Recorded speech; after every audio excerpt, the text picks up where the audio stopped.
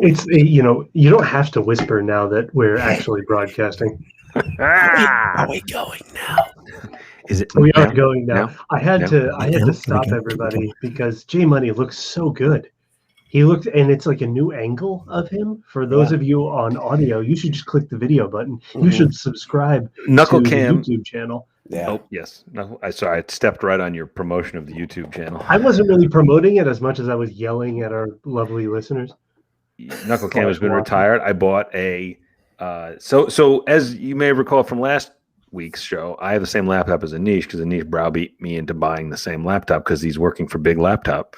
And not he's just in browbeat, I beat. And literal beat. And but it needs all these the camera needs an external camera because it's 2021 and what you need to do is have a separate camera that you plug into your laptop. Yeah, we wouldn't want to have something integrated. I know on my iPhone I clip a camera to the top of it so I can FaceTime every time. Yeah, but you're now just about to complain about not being able to plug in an Ethernet cable. I haven't plugged in an Ethernet cable into anything. Just about to complain? No, I complained about that when I bought this. I was like, where's the Ethernet port? You just live in a. Time to move on, Jay. Time to move on. Are you sad that you don't have a DVD player in your?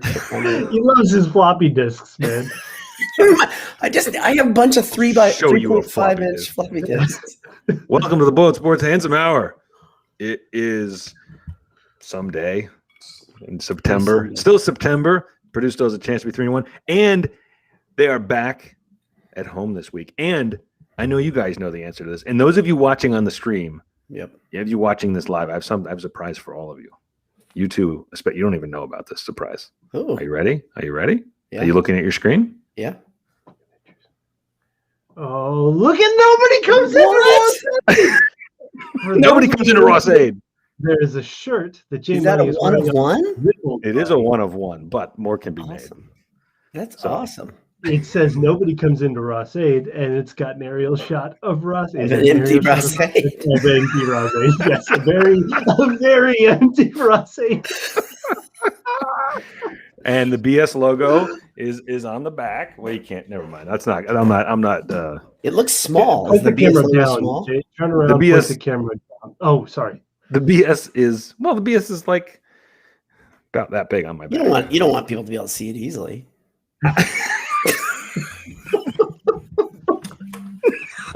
I was thinking of it more like the little centered at the top kind of thing, like the 5 logo on a shirt. Yeah. I don't want to get the brand out there too. Boiler Dad was about to get a BS tattoo on the side of his head or in the neck, like the Kenyon Martin. Going from my shoulder up to my ear. Yeah. And a little teardrop. That's actually BS logo. Actually, yeah, that's what I was gonna say. You should just get a tiny little BS. One for each victory. Of the Hazel era. Each time they kill someone, you need to get another BS teardrop tattoo. They are two murder death kills on the season. Do you still feel lucky, Jay, after last week's game? Did I ever? That I was the good luck charm coming in. You said you were the good luck charm. Well, no, I was really just trying to justify being there because I think we all know I'm not the good luck charm. Right. I haven't found it yet. If I found a good luck charm, then yeah, well, the good news is I don't have to go to the Iowa game.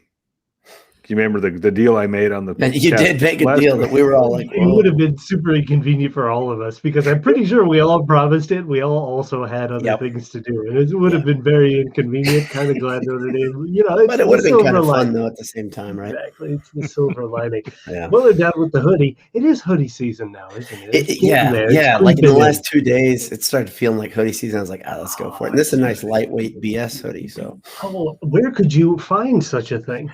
The BS, we call it Jay's Basement. Jay's Basement and Boiled Sports Bookstore and Paraphernalia Shop. It's a brick and mortar place. That's right. Like, are we selling weed paraphernalia? What are we selling? Yep, it's a head shop. Okay.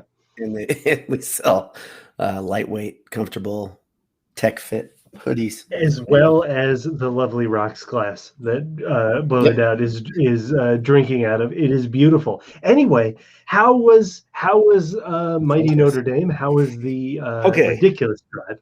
So the drive wasn't so bad. There we go. There we go. While I'm talking, we'll be showing off the beautiful boiled sporks rocks glass. No alcohol is included in the purchase of a rocks apple glass, cider. Unless you're really nice. That looks like Mountain Dew from maybe your camera is making it look that way, but nope. So the drive was long. I will say our friend DJ Jay Boiler, Vudo's dad. Drives out. You guys know this story, right? His dad lives near me. He lives about 15 minutes Jersey from or me. New York, right? He's from North Jersey. He's like 15 minutes from my house. Yep. He drives out for every home game with his wife, and they get to Harry's by Friday, and are always posting drinks and exciting and all that. And then he said, "It's not going out that's bad." He said, "It's the drive home on Sunday that's the killer." Yeah. But he does it Especially for every after home loss. game, and I can't get my head around that. Like when there's back-to-back can't home either. games, Like home back-to-back From from New here, Jersey. from New He's not Jersey. retired either, right? He's I don't working. think so. Not yet. Yeah. But he's dedicated. And so I did say to him, like, I don't know how you do this every week. I respect it, but man, that is a long way. And it's been a long time since I drove that. And Sunday drove all the way home from Northern Indiana to New Jersey. But more pertinence is the game itself. So I want to say I never thought I'd feel this way. Maybe it's getting older. I don't know what it is, but Was it moral victory time? no. That's what I thought we were going that way too. No. My experience at Notre Dame, I found it to be one of the best road fan experiences I've ever had. Really? Boiler Dad disagrees. I'm saying people were, by and large, very, very little. The most obnoxious people in our section were Purdue seniors, which is disappointing. Seriously, here's the problem. That's okay. My introduction to Notre Dame, I went there twice in the student section. Yeah, that's in their student section. Then what do you think's going to happen? Listen, the student section anywhere is. You can't judge a place by the student section, especially when you're from another school. Yeah, I mean, that was your bad. That's I'm sure you were totally very. I'm sure you were very reserved and in didn't college. say You much. know, I was a different guy. I was very quiet. I was introspective, intellectual. More hair. You've got the intellectual glasses on right now. I do. I didn't have those then, no. No, the tailgate scene is very impressive. You guys have like first row seats. Yeah, the seats were very good. Well, I don't sit anywhere but there. Come on. I know. Were you really in the place where the picture was taken of you and your son? Like second, third row behind the end zone? Second, yeah. So could you see anything? I'm not trying to be funny. You could. It was low, but could you see anything? Well, you could see everything really well when you were at. Are you being facetious?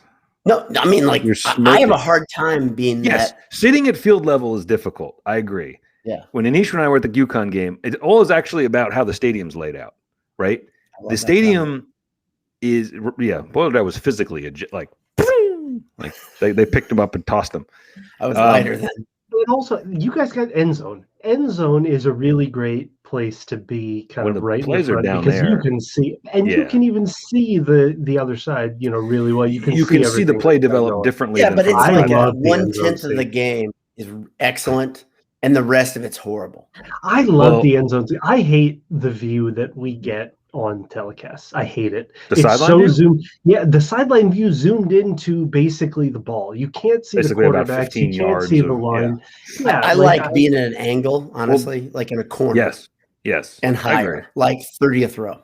Yeah. Because you can see everything. That's my favorite. I agree. Anish and I actually talked about how the UConn, it was neat to sit close. You hear different things. You can hear literally talking on the sideline. Right. It's really cool. But when you're on the first row, Shepherd, very loud. When you're on the sideline, though, not in the end zone, you can't tell anything happening with a play. All you see is all guys like moving. You can't see it develop. Indeed. I don't know what you're suggesting. Well, the end zone I was sitting at was the end zone that Notre Dame scored their long touchdowns on the fourth down slant that Purdue just decided not to cover. And then the cone had one long throw down like a seam route. And that was also in front of us. And it was the end zone where the Durham interception took place. Where it went right through his hands. And I actually have it on my phone. That was like 10 feet away from I was videoing that play. I thought, you know what? I'm just going to – because here's the other thing. Let me just share this. And everyone listening knows these people.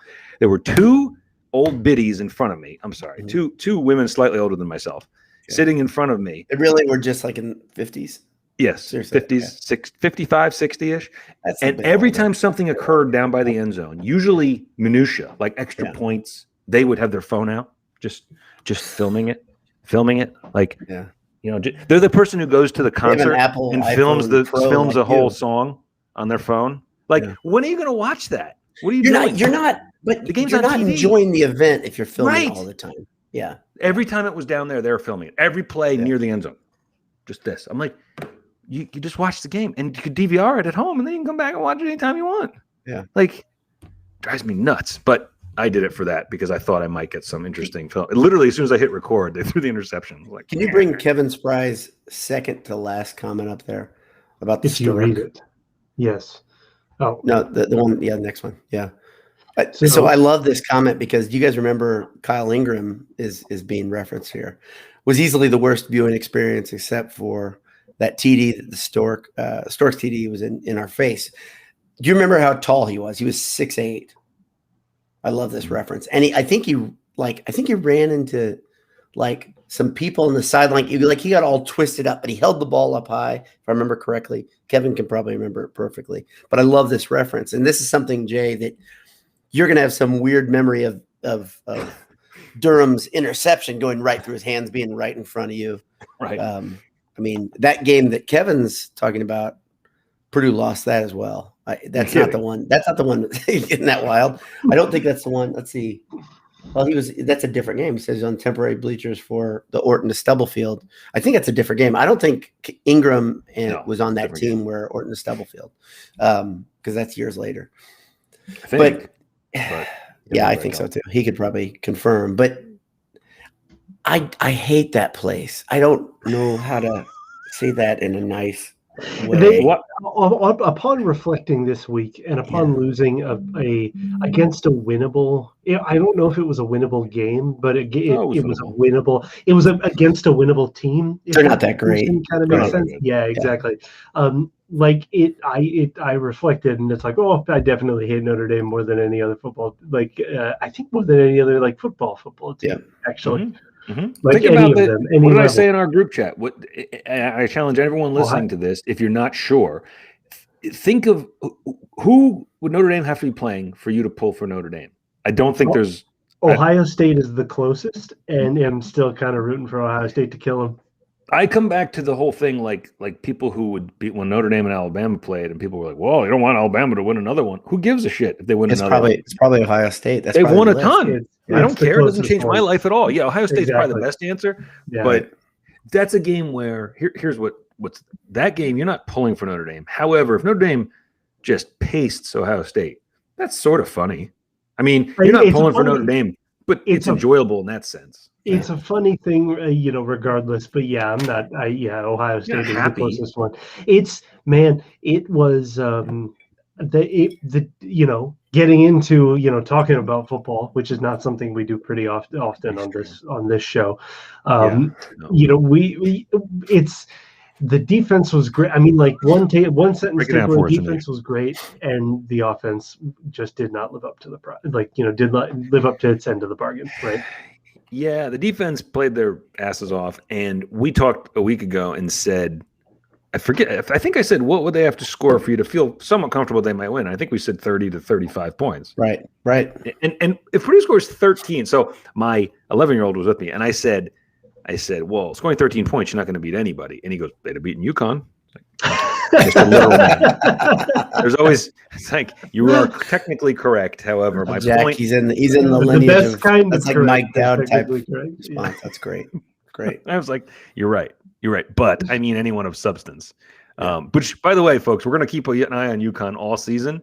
And they fired their entire coaching staff, which is smart timing. I think the best thing to do is when you have another 9 games. Wasn't it kind of a weird stipulation, like you can all keep coaching for the rest of the year, but you're not welcome back? Like, they're like, please stay because we don't have any solution. So, but we're not coming. I bet the severance means I bet the severance deal is you got to stay, because what are they going to do if they all walk out? Do you think? Let me ask you guys. Do you think UConn will have a Division I program next year? Yeah, next year. I think next year they will. Yeah, things don't change that quickly, I don't think. But They're trying to make not it on a happen. good trajectory. Oh, man. Yeah. But anyway, Notre Dame is not good. Sorry, they're not good. They're not okay. Here's the thing. I think though, and they're you a guys tell top me 20 team. When I was watching the game, though, and I think this is what good coaching staffs, as much as I hate giving Kelly any credit, like they knew what they needed. They had a game plan, and when Purdue didn't press them, don't got to do more. With a guy like Cone, you do only what you need to do, and you don't let him get in any trouble. You make safe plays, you run the ball, and it worked. And once you're up 2 touchdowns, they knew Purdue wasn't trying to stretch it, right? So Nope. So I think that's what, and I feel like, you know what I was struck by talking about, like having the Notre Dame games we've seen over the years. Mm-hmm. There were a lot of Notre Dame teams that we saw in college that weren't great teams. Some of those Bob Davie teams, they weren't that good, but they won 7, 8, 9 games because they just did that. They were never going to lose to a Purdue ever. Right. Like, so that's what that felt like. Like, nothing impressive, but you know what? I take it. This was kind of a fake 20 point or 27 points. I mean, like if you look at the thing, it wasn't really. I mean, it was like 2 big plays. Yeah, functionally, and they were busted, right? I mean, like defensive assignments were completely messed up. Which I can't get on the defense too hard because you get tired and you they were perfect. They did exactly what they needed to do. But that running play was completely. They focused towards the middle, right? And he scored it right at the gut. Yep. And there was nobody back. And then the other one was there was no safety. I thought the safety faded to the shaded. I thought the safety and the corner both shaded to the middle, and the guy went down unabated. I thought I've lost track at this point, but they were blown assignments. They were serious bust. Well, one was a busted coverage in that slant on 4th down. They go on 4th down. Yeah. We go man coverage, and he beats them. I mean, but they're gonna beat Purdue in man coverage, right? I mean, that's the whole thing, right? And Purdue's gonna lose Purdue's gonna lose both those battles, and this is why. So bring up Andrew Day's comment. It's simple. Read it. I'm still frustrated by the play calling. We should actually read this because some people listen to this and don't watch it. Andrew Day says, "I'm still frustrated by the play calling," and we are too. I don't know. Where is that riverboat gambler? Where is the Jeff Brom I was promised? He's not there anymore. Yeah. Or he's here's the thing. He's not there when it's like this. Like does he really just need to feel like again we keep referencing the Ohio State game, right? Does he just need confidence, right? Does he really just need? He feels like he needs to air it out. Did he feel like this Notre Dame game was winnable with what he was calling? But there's no way he thought that Purdue could go toe-to-toe with Notre Dame and he could call the game like he was looking for a mistake-free offense, and Purdue would win just straight up with Notre Dame. To me, he's a smarter football guy than I'll ever be. I look at, so thanks to Trevor Lear, who took some photos for us, and we've posted some on Twitter already. We'll keep using those. They're awesome. But one thing I saw from those photos is if you look at Notre Dame, they are so sound, right? When they tackle a guy, they tackle a guy, right? Their assignments. There's one play he took from up top where it looks like Notre Dame has 4 dudes out blocking and they just have a hedgerow put up, right? They're not doing anything great. This is not the Notre Dame team that is going to go to a playoff game. They're not that team, right? But they're still deep. They're still talented. And they're still super well coached. Yeah. In that case, you have to air it out. You have to put pressure on them. Yeah. Instead, he had Jack Plummer so afraid to make a mistake that Jack was checking down 2 and 3 and 4 times. I don't mind. So we have another one here. Jack the Snacksman turned to Jack the Crappy Appetizer. I actually think that Jack is fine. I actually don't mind. Isn't an appetizer a step up from a snack? Just to be point of fact. I love an appetizer. Is it better to be fed between meals or right before? I like to eat all the time. Yes. Exactly. So is it really, are any of them bad? No, true. Don't come down on Jack. Jack's doing what he's asked to do. Jack is completing 76% of his passes this year, something stupid. I don't even mind the checkdowns. What I mind is the second, and I mean, like long gain on first down, and then the second down run between the tackles.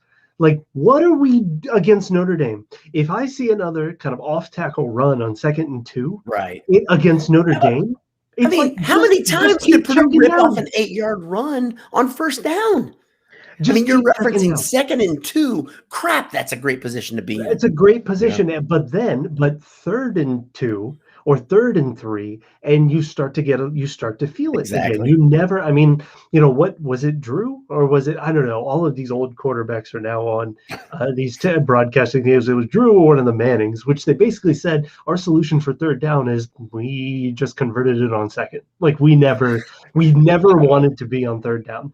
And that's the point, is that an off tackle run against Notre Dame on 2nd and short is just setting you up for 3rd down. Yeah. Which is setting you up for pressure. In the first half, this tells me that maybe Purdue didn't have the best player in the game, and it's no shade to Bell or to Karlaftis, who are both excellent, against Notre Dame. But that dude, what's the safety? 14? Hamilton. Oh my God, Milton Wright, I think, had it on a behind the line of scrimmage, but he was. Where he shot that gap. Get out of here. It was a 4th down. That's an all-pro. It was 4th down. It was 3-0, and Milton Wright had the outside, and it was impossible for the safety to break inside, except he did. And he broke in and tackled him for a 1-yard loss on downs, and it was just incredible. However, I wish we would have had more of that. Again, I think what happened was that when that wasn't converted, it was like, all right, we kind of got to not, that was one of the mistakes. We're only allowed 5 mistakes against Notre Dame. To me, it's like, screw it. Like, trust the defense and keep with it. Like, I really like that. The counter to that was right after the Bell injury, right? Which we will obviously talk about. But that was 3rd down.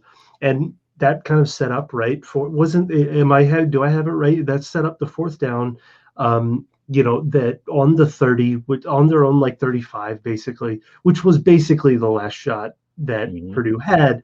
And you don't go for it on, down 7, kind of, with 4 minutes left to play and, on your own 35, except it's like, where was it likely that we were going to get another shot? Was it likely that Purdue was going to get another shot than that? And that's the kind of thing where it's like, if Brom went for it and we didn't get it, that's the kind of stuff that I'm okay with. Jack, but he didn't. The way Jack is playing, I don't mind, but it's kind of everything around it. But the ball's being taken out of Jack's hands every time. I would rather see Jack check it down for 3 or 4 yards every down. Just do it. Just check it down, and it's fine. Right. You know what I mean? But it's these runs. It's these thinking that this offensive line can push Notre Dame. Let me ask you guys a question about that idea right there. Okay. We have seen for now, I'd say 3 seasons, both Brian and Jeff, on 4th down will call very easy to detect and understand plays on 4th and 2, 4th and 1 near midfield, right? They're calling jet sweeps where you're like, okay, you've got not even a speed demon on the jet sweep. There's no weird misdirection. Yep. Or they're here's what we see over and over. Throwing it to the short side of the field with the guy who's not fast, or running a sweep, or running an option. I'm like, what are we doing? How about just I running don't understand. east-west? On 4th down, I think the play calling is atrocious. How about running not towards the first down marker? How about running everything you just named, jet sweeps and with non-fast guys, options? All of them are running sideways. They're not going straight. And I understand you can't bowl through. However, I do think we don't have a jumbo package, really? I mean, you can't get 1 yard. You can't get 1 yard sometimes, for sure. You need misdirection. Do you guys remember? Okay, and obviously Joe Tiller had developed, and he inherited some size, but they developed offensive linemen, right? Mm-hmm. Remember Ennis when he would come in on short yardage, either goal line situations or 4th and short or whatever, they would bring in, I would always do this jumbo package. Here we go. And this jumbo package would have either a fullback or a tight end in the backfield. It'd just be everybody tight. We're going to punch you in the damn mouth, right? Push you backwards a yard or two. We're going to do everything. We're going to bring the strongest We're going guys. that way. We're going that way. Right. We're going that way. So who's the one person on the field who you think can go that way when you know it's, I'd say George Karlaftis. Ooh.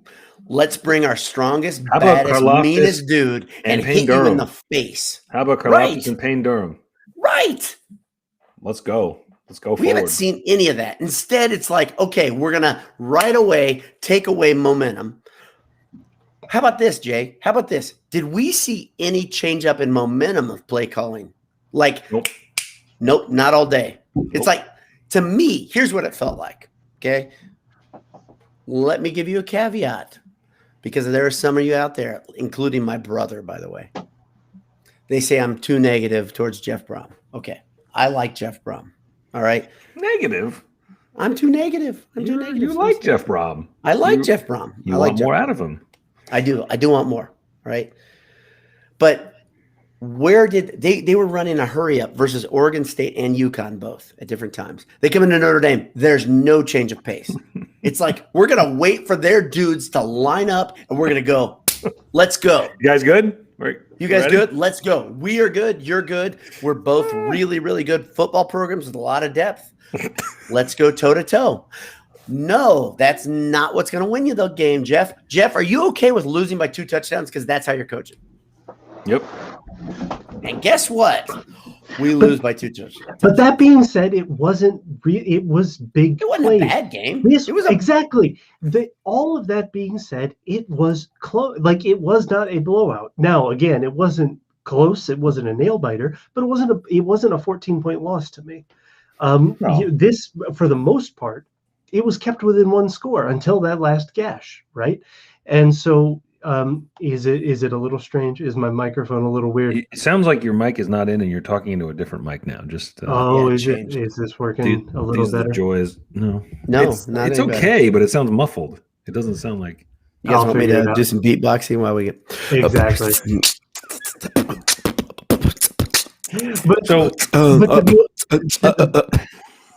The big thought is that he's, for all of that complaining. It was a 1 touchdown game for most of the game. Purdue led after a quarter. I mean, I know that's not, we're not in the moral victory business, but guys, they were down by 7 with the ball in the 4th quarter. Right.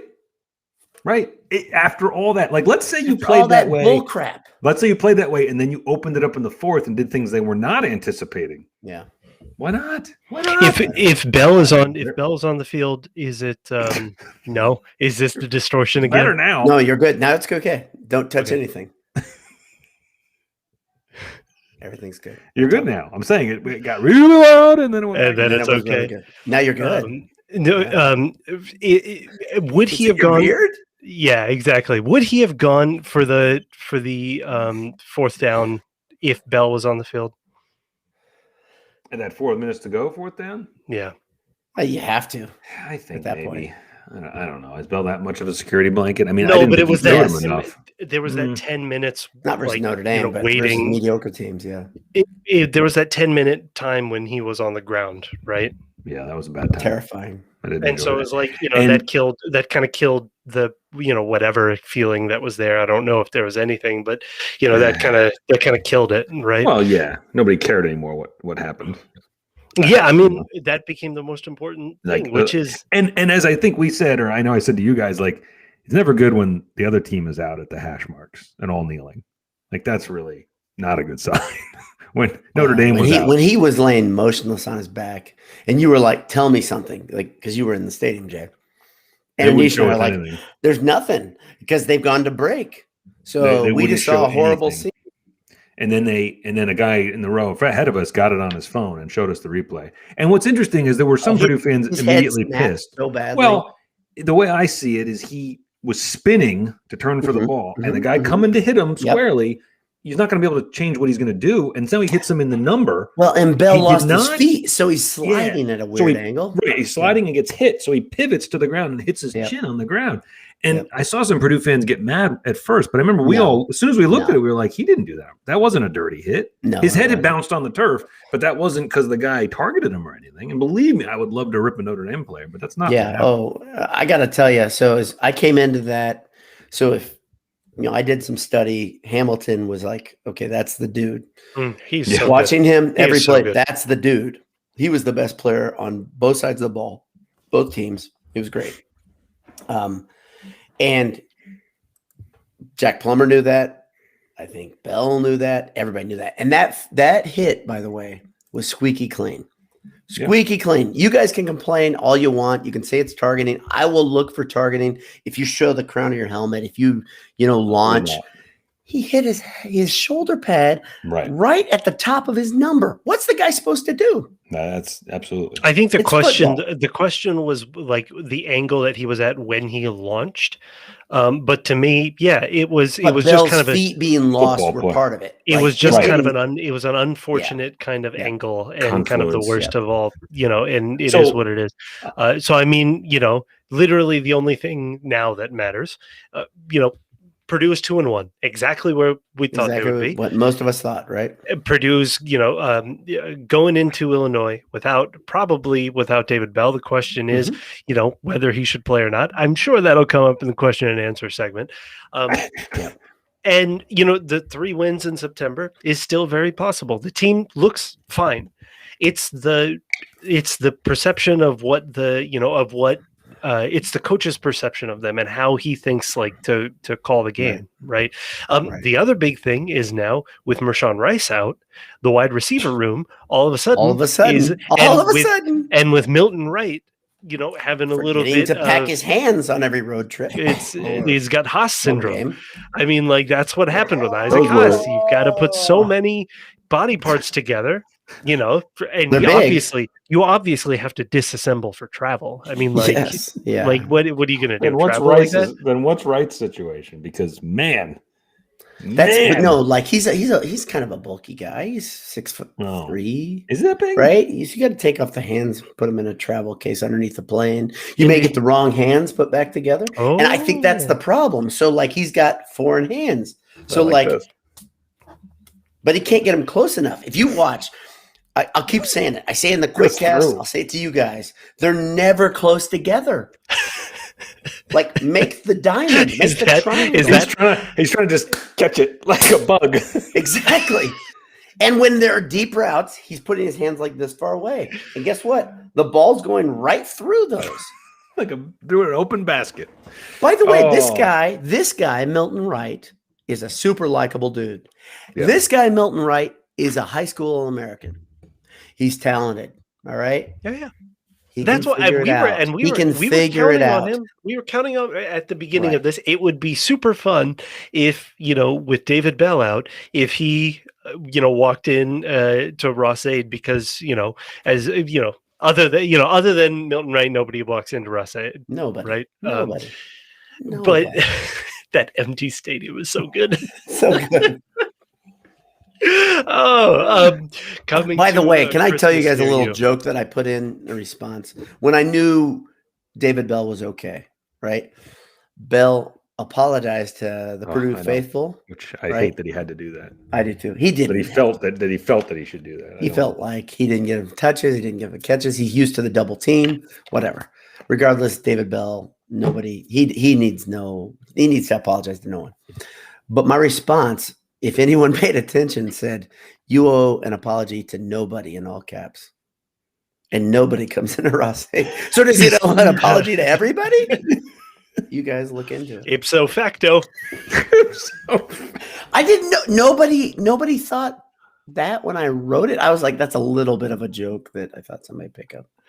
But I thought we can joke now. He's fine. He's good. Yeah. Well, so he's relatively good. And I'm kind of playing it like the second half of UConn. You know what? We'll see you next week, David. So a number of people have been asking in the chat and the side, and we should just address this. Let's just go to questions. He's still in concussion protocol as of today. evaluated each day is ipso fatso, Steve McCabe says. Whoa. Listen, I don't know who you're talking about. Yeah. But David Bell is not fat. Got 1/3 of us are tall and in shape. Combined. 2/3 of us are average height or taller and in pretty decent shape. There are more fat jokes at the expense of both sports than I'm comfortable with. I know we make those jokes all the time about ourselves. It's okay for us. That's you can't make. That's them. If someone makes fun of you can make fun of your little brother, but right when somebody goes after it's go time. Yeah, take it easy. Don't do that. Don't bring that stuff in. Just because you see us doing it doesn't mean you can do it, right. Okay? That's not. Right. This is a we thing. This is.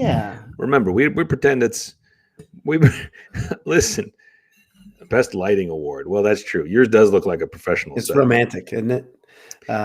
Anyway, David Bell. People are asking about whether he should play or will play. I would be utterly astonished if he played. He is still in concussion protocol. Let's say tomorrow they say, you know what, he's doing pretty well. You need him against Illinois. Shorts and t-shirt. Just fold everything up. Illinois, it's BERT. We're not too. It's gotta beat BERT. We're good. Let's see if Wright can. I mean, that's what I was kind of leaning into. Is that I think this would be a perfect time for Wright's confidence to be boosted up, for him to feel a couple of catches and move his hands a little bit closer together. I would really like that. A big stat line in a game without David Bell, in a game, I think that his first game probably since high school where he was the feature receiver, right? Yeah, it would be really nice. But he was the man in high school. Yeah. So it would be nice. Over under 375 passing yards versus BERT, says Kevin Spry. I'm saying under. I'm gonna go over. You're gonna go over? Ooh, I like it. I'll go over. Because if they go over, they win easy. If they go under, I think it's a game where they're just like, okay, we can run on these guys. I think this is going to be kind of a, and I'm happy to eat my words, but I actually think this Purdue team isn't bad. And I don't think, you know what I mean? And I think this Illinois team is quite bad and quite disorganized. They're bad and they hit really hard. I keep saying this. I watch Illinois. They hit really hard and they're not good. So that's like, they'll probably lose a guy or two to targeting. Another reason why David Bell should not be seeing any part of the field. Exactly. Yeah. So let me ask you a question, Anish, since you say the over there. Do you have are there quarterback splits there? Is it just one guy going over 375? I think it's going to be two guys. But I think it's going to be like not UConn, but like it's going to be a comfortable two guys. It's going to be two guys kind of getting it. What do you think of what happened on that last drive? Or was it the last two drives where AOC kind of split in? I don't mind it. So here there's a couple things, and the story is told, by the way, again by the photos that were taken on the field. Notre Dame they changed their defense. They stopped bringing pressure. Okay. They brilliantly, they had a delayed blitz over and over that would pick his spot and he would come and tee off on Jack. Right. But straight up, they could beat Purdue. Their front could beat Purdue. They were stronger and better. All right. There were a couple of times where Jack would drop back. Jay, you saw this up close a couple of times. He'd drop back. He wouldn't get to his 2 or 3 step drop. Pocket was collapsed. Right. So he couldn't even go through his 1, 2, 3 progression. Right. Here's what AOC does. AOC takes like a 2-step drop and he gets rid of it. He doesn't care who's there. He believes in his accuracy, but he doesn't throw a hard ball. You guys can like him all you want on his accuracy. I agree with his accuracy. Yeah. But when people start saying this guy has a bigger arm than Jack, I start laughing at them because I'm like, you're not watching the same person that I'm watching. Right. Okay. Right. AOC's accuracy, he'll throw it through a window that's that big. He doesn't care. Right. Which I love. The throw to Durham was at the same time, it's fluttering into that window. The throw to Durham was a tight window. Oh my gosh. And he got it there. And it was accurate. He got it right there. And Durham, and honestly, Durham should catch that. Durham is probably one of the players who we're not going to see again after this year. Right. And so I think this is maybe, but I think either way, he's got sights on the NFL. He's got sights on the NFL. David Bell out, no Rondale Moore. I mean, like we say that Wright's the number one receiving option. Durham's the number one receiving option, and it's against Illinois. I mean, like, honestly, this is NFL film tape for Payne Durham here. Vortec says, over under 100 yards. I like the over. I mean, like, he's going to get, first of all, Plummer loves him. Plummer loves throwing. Plummer loves him. They're roommates. I'd like him. I'd like him to love him a little more. I'd say keep passing it to him. It's never a bad decision to pass to him. No, I agree. Here's the problem with Durham, like we saw versus Notre Dame, especially at the end of that game, maybe, is he's being leaned off very heavily right now. So fatigue becomes a thing. Versus Illinois, it shouldn't matter. Exactly. It should not matter. That game should not be close after third quarter. J Money, have you looked at the line? I looked at it. Why would you think I would look at the line? I was just asking. I alternate between between questions. It's just so randomly. It was a random stop and search. I looked at the beginning of the week. I forget what it was. I think it is currently at 11. Yeah. I don't know how I pulled that one out of the air. I think that. Yeah. So I always get nervous. Double digits in a conference game, unless you're playing, I didn't want to say Rutgers because they're better. Rutgers. If we were playing Rutgers, I would not take that. Purdue would probably be the underdog. We're playing Illinois, and I'm okay with that. I'm okay with it. I'm okay with 2 touchdowns. I think that happens. I think it's it absolutely should happen. You'd be all right with that? I think I would be okay with it. That's like saying you'd be okay with the 40 points that some people were. I think, did Mark Garrity say that last week, that 40 points would get the job done? I think I would take 40 points in any game. I would be okay with that, generally. And it would be another one where can you imagine if the same defense and the same kind of defensive intensity shows up against Illinois? I mean, that's the other thing, is that that last touchdown kind of robbed a lot of the analytics of the thing. I think actually Purdue's ranking, like defensive ranking in S&P Plus, dropped because of that last touchdown. Who cares? And to me, that's great. It's really early. It's really early, and to me, I would like to see this defense do it again against Illinois. I don't think Illinois is very good. I'm not entirely sure they're going to score 20 points. I think Purdue is going to score many points. And if this is one of them where there was we talked about it, I think right after the Oregon State win boiled down, that was a strangely high pressure win, right, or a high pressure game where there was no universe in which Purdue loses that game against a potentially decent opponent, and this is a good season. I think that's a similar one. Like, this is, you have to be able to take care of this game for anything to happen. Absolutely. And I'm comfortable enough with what I've seen. Purdue loses this game, they don't go to a bowl. Oh gosh. For sure. No. Ooh, this game they don't win 4 games because it's the two exactly. The two that you can kind of count on, hopefully, now is Northwestern and Illinois, and now you're kind of hoping to add kind of a grab bag of 2 more for the rest. At Purdue. Northwestern is it's in Wrigley Field. Oh, it's in Wrigley. Exactly. It's the strength. You guys are probably both going to that, right? I thought about it. However, that is the third baseline. However, that is the weekend that Purdue basketball plays in Connecticut. So I will be making the pilgrimage back to Connecticut to see Purdue basketball because I'm a loyalist. Who's coaching? Well, they got one of the Hurleys coaching now, right? Matt Painter is the coach of the basketball team. Damn it, Anish. I saw it in your eyes. I was like, oh, my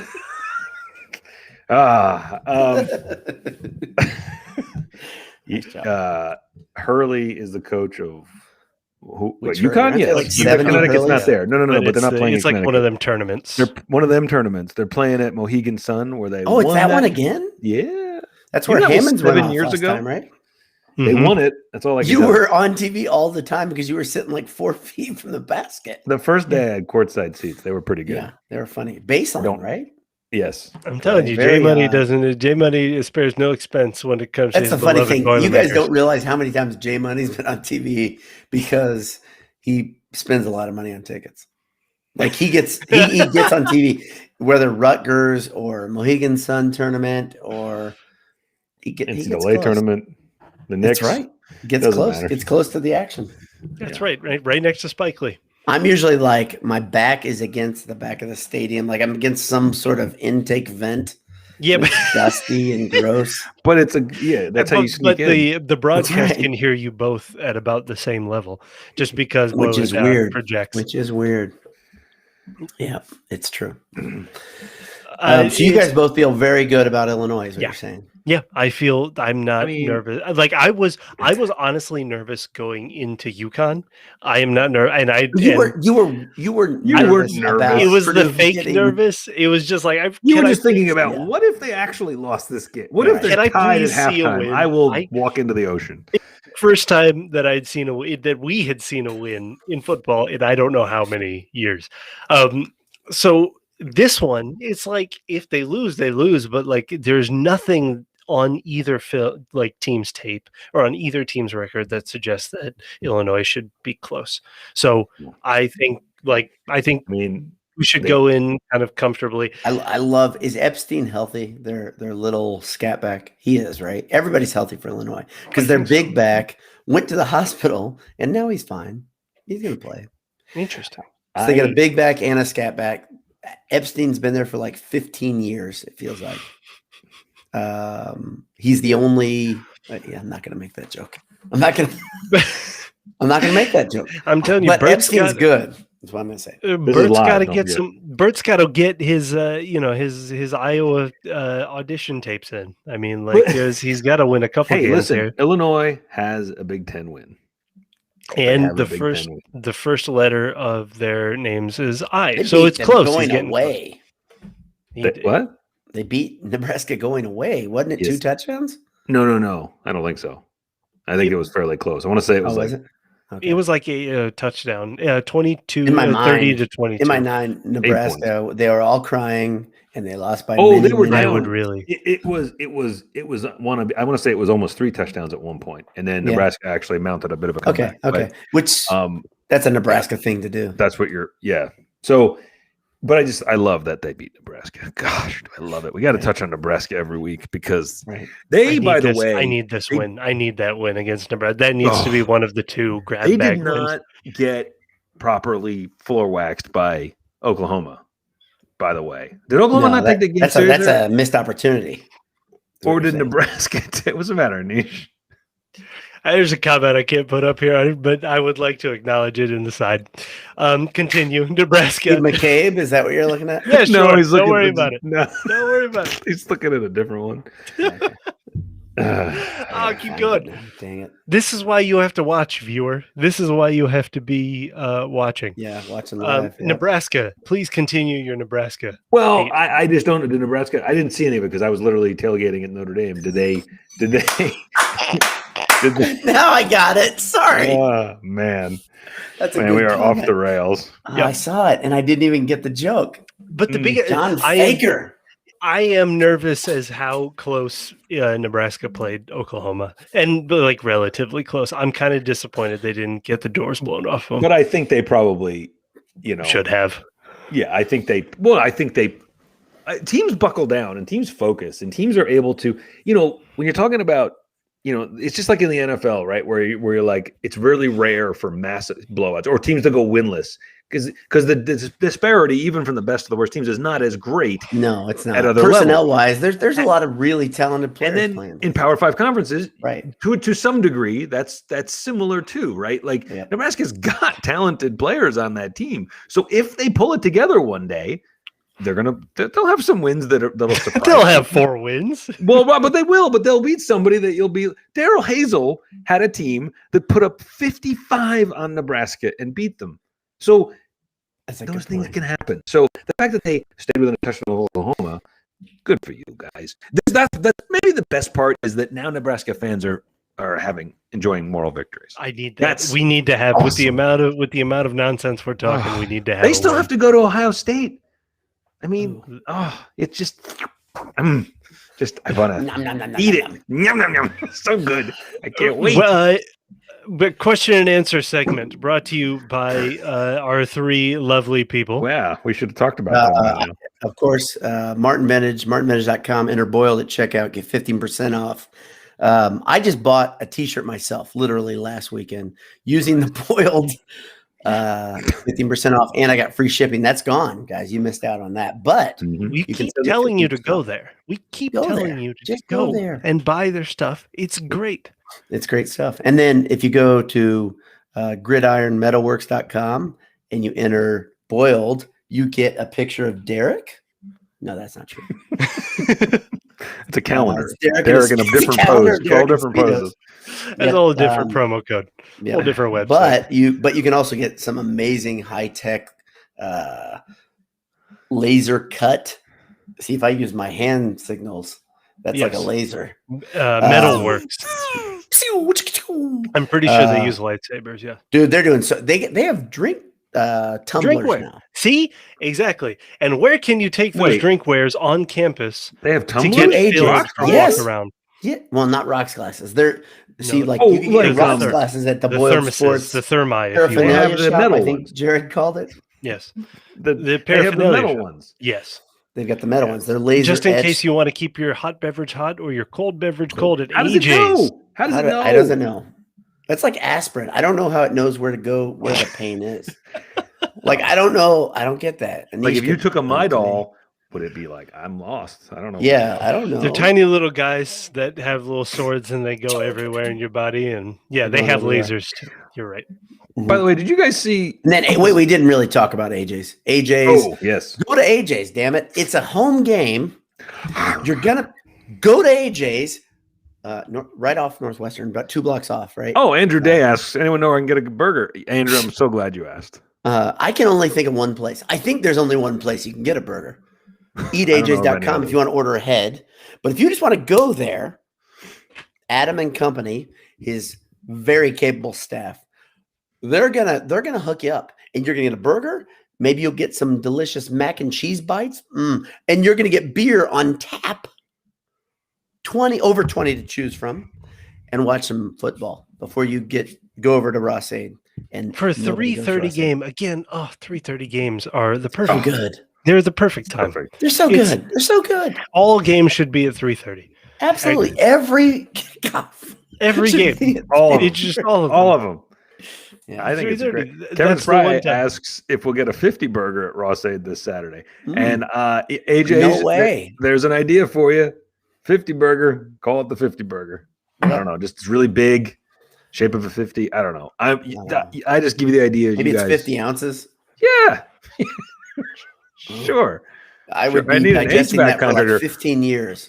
Well, we don't have an HVAC contractor sponsor yet, Vortec, unless that's why you're named Vortec and you're trying to get a sponsorship. Indeed, if you'd like it sponsorship, just drop a bag of money. How do you think J Money buys all of his boats?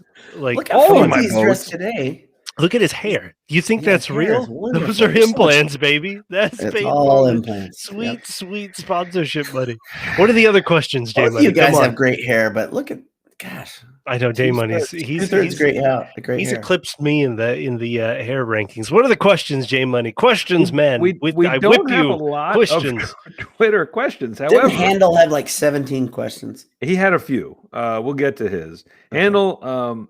So his first one, he heard on a podcast that Brom's creative spirit has been sucked out of the offense after the showing against Notre Dame. I'm not sure if that was when it happened, but he says compared to Tiller, Jeff Brom seems to be very station-to-station football. Is that due to personnel or coaching? And the answer is coaching. Because it's not personnel. Because Tiller didn't have I think this team has plenty of talent on it. Yeah. I think this offense has plenty of talent. Yep. You get David freaking Bell. You had Rondale Moore. Well, so here, this is the same question I asked you guys when Matt Painter struggled years ago, right? And people were like, he doesn't have the talent in there, whatever. This is years and years ago. Some of you youngins don't even remember it. Some of the people I know Jared does not remember that because he's too young. But when the talent's not there and a coach has been seated for a while, it's the coach's fault. He designed the program. He went out and got the recruits. The offensive line problems that Purdue has right now, the fact that there's no continuity, no depth, this is Jeff Brom's problem. I mean, how else can you say it? They've got talent on the outsides, right? I would say they've got good quarterbacks. Running backs, that's an incomplete group, right? Tight ends are solid, but again, man, it's just an incomplete offensive line group. It's a shame too, because he had a great offensive line at his last year at Western. Mm-hmm. Mm-hmm. And I think that's, I mean, you go anywhere, like at any level, the biggest predictor of success is going to be how good your offensive line is and and now how good your quarterback is. Right. And so to me, it's like, those are your options. Brom has pushed it to the receivers basically, so that if you have great receivers, it makes any quarterback's job easier, which I actually, kind of like. That is a cool philosophy. That's a good philosophy. And it's also easier because we haven't really seen it at Purdue right before this. And it's a lot easier to hit on these kind of wide receivers and to get these wide receivers than it is to get that kind of game-changing quarterback here. And so really that's a good philosophy. That being said, there is no substitute for a really good pass blocking offensive line. And so it's like, this one, again, I still think has talent on it, but it is very young and they do not work well together yet. They work well individually, but that's not how an offensive line works. And so I think that is where it's going to be. I think we'll see a good performance against Illinois. Again, I don't see anything in Illinois that is like intimidating on, the other side of the line. This again is another. Football's very difficult, right? Like if you've got what Illinois has, which is a program that was struggling mightily, right? You can patch in with transfers and you can just send out the clarion call saying many people come to Champaign. We need help, right? And we've got BERT, and BERT coached in the SEC and he coached at Wisconsin. He's very fat and very fun to be around. Whatever you want to say, pitch it, right? The hard thing is it is really hard to patch holes in football, right? If your program isn't built out, it's difficult right away. This is the problem Illinois has, right? I would say Purdue had like a season or two. So John brought up a point that I saw on Twitter a couple times today. He says the offensive line problem is mainly really bad luck because we've had two guys injure themselves to the point. I think one was a back injury. I think maybe they both were back injuries. But you've had guys retire from football that were going to start or be in the two deeps. But now they're gone. Here's the problem is the depth that offensive line isn't limited to just those two guys being gone because Purdue has brought in transfers in addition to that, and it still hasn't gotten the cracks plugged. When the foundation isn't there, it's really hard, when you're not gonna I keep looking at Steve's comment here. I just need to put it up. It's ipso bertso. It's so stupid. I could see the next thing that's gonna wind up on a shirt. Right. Ipso fatso or ipso bertso. Or we're just gonna title every podcast. It's hard not to ipso frosto. I do have to now make this ipso bertso, don't I? It's hard to fill a gap when there aren't defined roles as it is, right? And when there's not a defined unit as it is, and so that's the biggest thing. Yeah. I think they look fine against Illinois. Let's hope for that this weekend. Yeah, the difference between the comments are great today, by the way, guys. There's one that's bad news in there. I don't know if you guys saw that, but the talent drop off from a Notre Dame program to Illinois is massive. Notre Dame has, and Jay saw these guys warming up. Notre Dame, those are men. Those are big dudes. Illinois is going to have a couple, and then they're going to have a big drop off. They're going to have some freshmen playing. They're going to have guys coming in there. You're like, that guy probably shouldn't be playing a Big Ten game, but he's going to be. And this is when George Karlaftis should come and punch him in the mouth. So get a couple of sacks. I was going to say this is a nonsense. What Charlie the Hud? Yes, that one. Yeah. There's a lot of things we can't look. The years of making fun of Charlie Weiss, as much as we enjoyed them in the early days of Boiled Sports, that is over. That's right. We're not doing so. This is actually kind of related because Illinois' former head coach is Lovie Smith. Did you know he is in action tonight? Did you know he's the DC for the Texans? I only knew because I was getting messages in the group chat making fun of Lovie's beard again and for still being around. And I was like, I had no idea. That's awesome. He's trending on Twitter. His beard is trending on Twitter. He's still got the Santa Lovie what is beard. He, a DC now? DC of the Texans. Excellent. You know Good what? for you, Lovey, Everybody wants to hire Lovey because he's like the most pleasant human being ever. Well, and his defensive coaching is pretty good. I mean, he's a good coach. Yeah. He's a good coach. But seriously, who doesn't like that guy? I agree. I agree. Well, Kyle Segal just said, talk about failing up. And I understand your feeling on that. However, he did go to a Super Bowl with a crappy Bears team. He took a bad Bears team to the Super Bowl. Yeah. Let's be honest. Yeah. Rex Grossman and Kyle Orton were their quarterbacks. Mm-hmm. So they went to a Super Bowl. Like, I don't think he's that bad, actually. Don't talk shit about the neck beard. Watch your mouth. You know, I was just reading about him recently. Don't ask me why. Because you know what I thought of? Anish, and I don't know if I said this to you. You were talking about how, I think you or Michael or somebody was talking about how Andrew Luck literally, when he pieced out, man, gone. Never saw him again, right? And I would say Kyle Orton was the same thing. He retired at like 32 and then gone. His story of how he retired, if you guys haven't heard it, is amazing. He literally bugged out. He told the reporters, give me 1 minute. I'm going to go grab something. I'll be right at the end of the season, at the last game, right? And he left and he never came back. He walked out, got in his car and left. It's like a ghost story. Legend. I love that, dude. I love it. I love it. Perfect ending. But the thing I saw in his Wikipedia entry, so you know it's true, he said that he is interested in getting into politics. So, Senator Kyle Orton. He's been saying that since Tiller was a big conservative, Orton was a big liberal, and they used to debate and discuss politics all the time. I mean, it's well. That sounds like a story you just made up, but I want to go with it. I believe it. In my head, I'm already absolutely there. True. In my head, I'm alady at that bar listening. No, it would be so fun. And people say, so I know I have people that played on Tiller's teams, and they said you'd walk in, and these two would be just embroiled in a big conversation. You'd be like, because you can imagine a bunch of dudes that are like 18, 19 years old, don't care about politics, don't want to know about politics. They walk in, two guys that are like, they want to talk about politics and they want to debate each other. They would walk in, they'd just turn out and walk out of Tiller's office. I love it. Kevin Spry saw Andrew Luck at Books and Brews in Zionsville at 3 weeks after his retirement, beat him and Anthony Costanzo in trivia. He has photo evidence. He is essentially Tom Brady. Kevin's full of stories tonight. Yeah, goodness gracious. Kevin's He's the most interesting man on the boiled sports. He just opened the vault. He's like, I got a lot of good stories. I'm just gonna spend them all tonight. I'm gonna put it all here. A couple more quick ones from our buddy Handel Jones. He says, Boyle does say that the Snack has been ordered to manage the game. Do you sense that Snack has the sense to dictate the offense more in Big Ten play? And I don't know. What do you mean? Meaning like call it himself? Yeah, I don't think you're going to. I don't think anybody. By the way, he called an audible versus Notre Dame, which I haven't seen him call an audible period in years.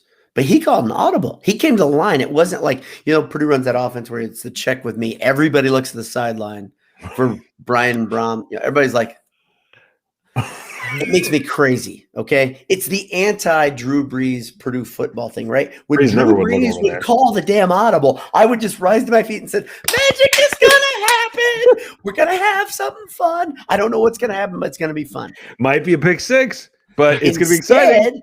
Instead, when they all look to the sidelines, they're about to do something boring. They're going to check down. They're in the wrong defense. We're going to run a draw. We're going to throw the ball. Coletto has entered the stadium, guys. We're going to throw the ball behind the line of scrimmage. And I mean behind it, like directly behind the line. Exactly.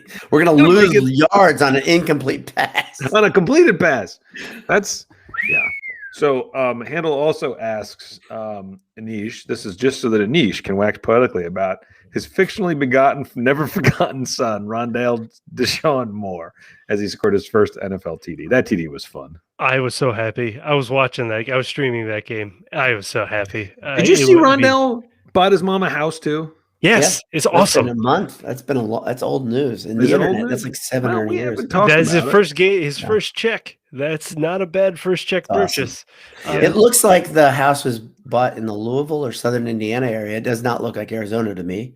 Lots of grass, right? Am I wrong? They don't. Do they not have grass in Arizona? Not much. Well, they do, but it's like it's like there's grass in one area and then there's sand.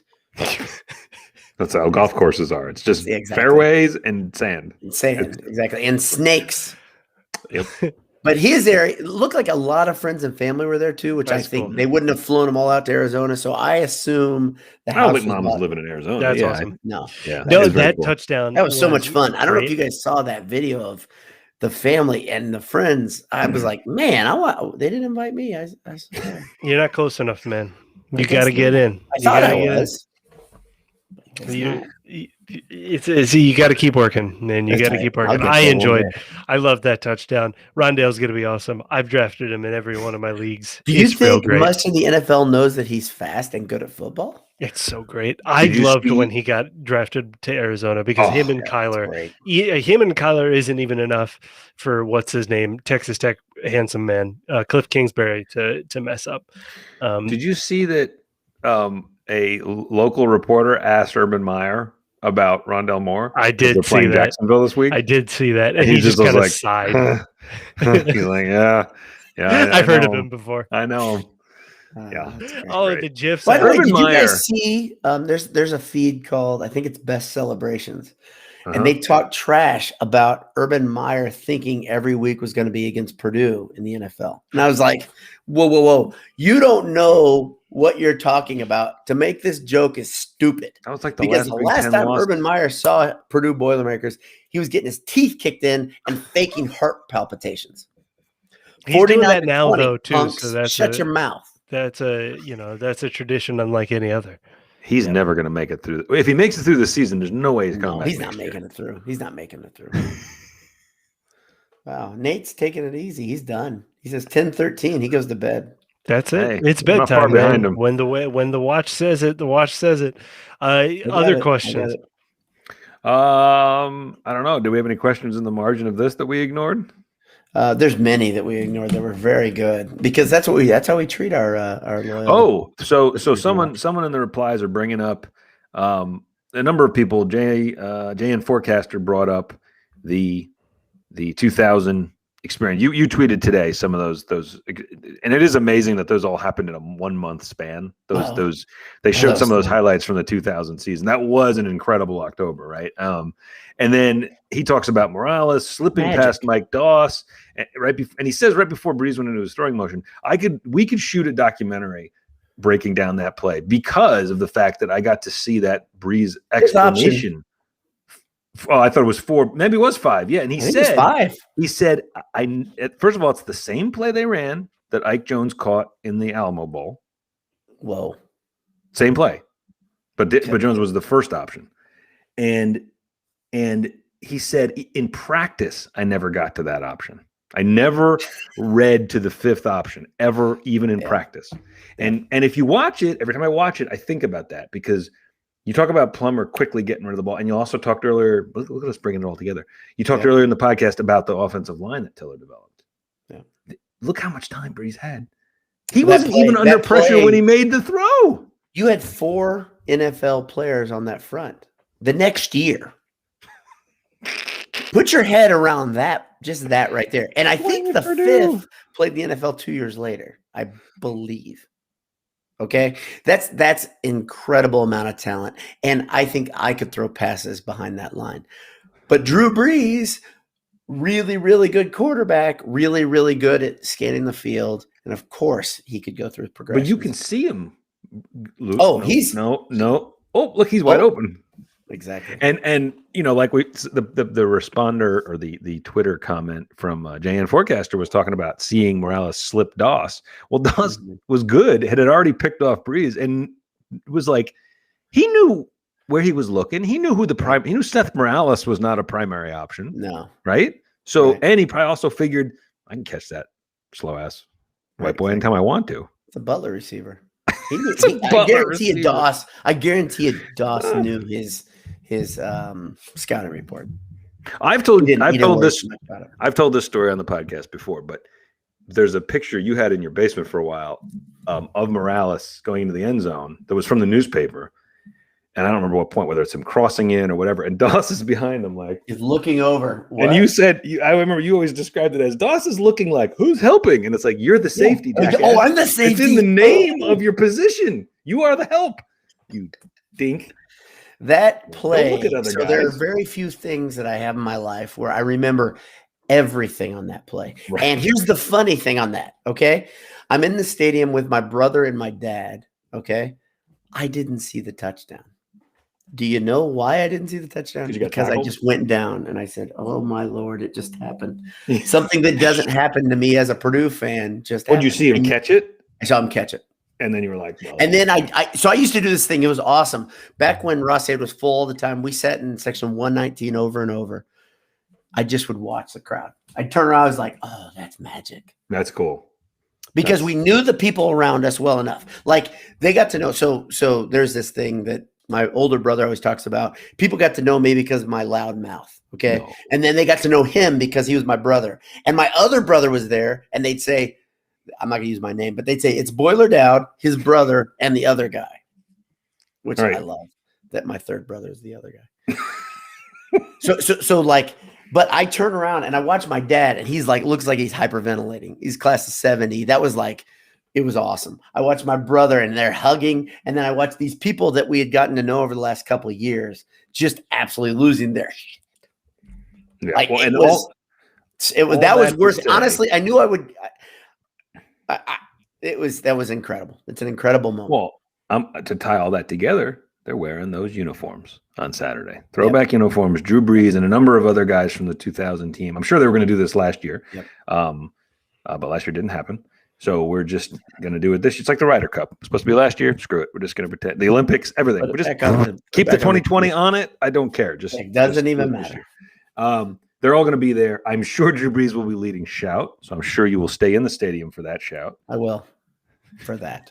Because I love it. All you got to do, Purdue, is let us lead shout, and we will lead it in a way that's never been led before. We will never be allowed into Ross-Ade again. Exactly. We will never come into Ross-Ade again.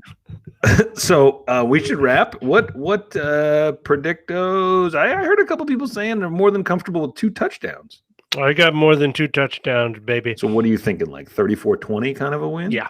That is actually exactly very good. Like, and I don't even know if they'll get. I was going to say they shouldn't give up 20. If the defense plays like it did against Notre Dame, and honestly, I think they played pretty. Played well. I think each game they've played well. I liked how they played against Oregon State. Like, imagine not having Bob Diaco as defensive coordinator. Seems like a good idea. Yeah. So here, let me give you a hard kind of easy question. Okay. If you got to give your guy that's going to make a difference, but he's off the beaten path. This isn't somebody that David Bell, of course, like that's who the guy you pick, right? Jack Plummer might be. Okay. Give me a guy that's a little more George difficult. Karlaftis. Exactly. That doesn't count. One of the new wide receivers has to kind of step up. The wide receiver room is in theory very deep. Like Yassine would be great. Like this would be a great game to see. You know how excited you would be if someone like that breaks out and has I love the Brock Thompson pick there. Exactly. Brock Thompson is another really good one because it's just like at some point this theoretically deep wide receiver room, we have to kind of see it. And I'm hoping to see a Milton Wright kind of breakthrough just to kind of get, because he's going to be around all season, right? He's going to be the number 2 option all year. And so you kind of hope that there's confidence here, but if not, it'd be great to get one of these kind of 3rd, 4th, 5th wide receivers, a little bit of shine. Yassine would be my pick. Brock Thompson would be great. I think that'd be awesome. Shout out. Hey, as long as we're playing, that game, hey, how about that guy? And Tavian Edison. That's a name that I haven't heard in a long time. Good work. But one of those kind of strange receiver breakout games would be very fun. Yeah. Cause we saw that a couple of years ago with, help me out, JUCO transfer. Number 7. Zico? Zico, thank you. Thank you. Yeah. We've seen that, right? We've seen that at Purdue. This is not a foreign idea that a guy just makes a big, explosion. You're like, whoa, where'd that come from, right? And then it's a team like Illinois, and then it kind of goes away, and that's fine. It is what it is, but you got to put up numbers somewhere. Okay, I'm going to say mine is going to be Kangaroo. It'd be nice. It'd be nice because that's a game where you could, if Kangaroo's going off and the offensive line's feeling good, you can have this real comfortable rhythmic type win. And then you can say, okay, now we dump it to Payne Durham. Now we stretch the field, right? That's I think it'd be good. Are you feeling Are you feeling Purdue with the points? Purdue with the 11 as well? I like that 34-20. I think it's a great. Yeah. I think I think if it's less than that, you're nervous. And anything, there's nothing that indicates that this should be, that Purdue fans should be nervous about this game, other than the lifetime of Purdue-ness, right? Yeah. But that's about it. Like this Illinois team is bad. They're really in flux. This Nebraska team might be worse, but this Illinois team is bad. And so, let's just. Who was their second week loss to? It was to somebody bad. Virginia, UTSA. No, they lost to Virginia, but UTSA. Right. Is who they lost. UTSA is the bad one. That's a really. I mean, it's an okay team, but you don't belong. You can't lose. They lost at home. Yeah, I don't think UTSA is good. I don't think they're okay. Saying, right? Are they not? They're not very good. Dang. Jay, can you give me an unsung hero that will get a game ball? Can you give me one? Oh man, you guys already. No, old Purdue Pete, the foam cutout Purdue Pete. That's not going to be there. He's making a comeback. Next week. By the way, I saw a picture, guys, of Purdue Pete in 1975, which is the year I was born. Triple X Holy crap, is that terrifying? Why did he stab his girlfriend with a trumpet? Makes a fine addition to my collection. I want, how you collect helmets? I want action figures of different scary Purdue Petes to just keep staring at me on this shelf. Those are like clowns almost. Those really scary. They're like Chucky dolls. They'll come to life and kill me one day. Exactly. Which is about right. Anish, you'll just be asleep and that little thing will be right over your face. Murdered by his many Purdue Pete dolls. By the way, one thing we didn't real quick that on the whole Bell thing, if they just sit him out this game, then they have the bye next week too. So if you we got one more and then the bye, I think, right? There's Minnesota. There's Minnesota and then the bye. Oh, then sit him these two, and then I would like him against Minnesota, but again, I see your point. I would like him. I would rather have him healthy than whatever. But I think we're unanimous in that Purdue, gets the 11. I think we're unanimous in that David Bell should not see the field this week, and I think we're all feeling pretty comfortable in this. That'd be great. And I completely agree that not only don't even go through the protocol, just let the guy take it easy. Seriously, two concussions, and let's let the guy get super healthy. Don't even worry about it. I asked for this the first week, so I want a defensive touchdown. I really want a defensive touchdown. We've been predicting one, I think, for 3 weeks straight. So why don't we do it again? Might as well do it again. There's what I'm saying. Corey Trice. Yeah. Corey Trice. Corey Trice is out. So is he out officially? He's out again. He's out for at least 3 weeks. Yeah. Then he probably won't be returning any interceptions. I mean, you never know. Brown looked awfully good. He did look good. I didn't mind it. I don't mind him at all. Yeah. Not even a little bit. He's got good size. He was in Notre Dame's hip pocket all day. You can't tell me Illinois is a better receiver than. By the way, Notre Dame had an awesome move for their receivers where they would, when Purdue's receivers would do a little bump about 7 yards out, they would simply grab Purdue players' shoulder pad and jersey and pull it down and then go around them. They did it over and over and over and over. And Purdue DBs were just pointing, look, my shoulder pads are out. I didn't do that on my own. The refs were like, I don't know what you're talking about. Whatever. That crap won't happen this week because the refs will actually call a game that matters. They'll call holding. They'll call offensive pass interference. When you're thinking about college football games that matter, it's Purdue versus Illinois. I think you could see.